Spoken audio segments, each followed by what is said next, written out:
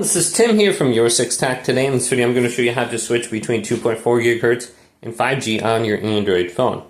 So this is very easy. You can see I have the option to change it right here. So let's go to the top right and go to Settings, go to Connections, and go to Mobile Hotspot and Tethering.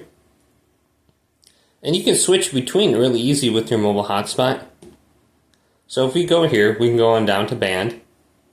And we can switch this now if we tap right here to 2.4 gigahertz. So if you're going to be using a mobile hotspot, this will be a little bit longer range for you. Otherwise 5G will be a quicker connection. So you can just try this out right here and then go to save on the bottom. And then you should be using now.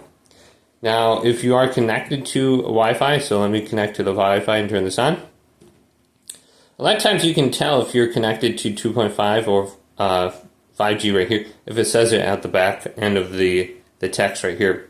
So on my phone, there's no way just to tell if it is 2.4 when you look at it. So even if I go to more options down here, I'm not able to tell based off of this connection. So you might have to download an additional app. But hopefully this video did indeed help you out.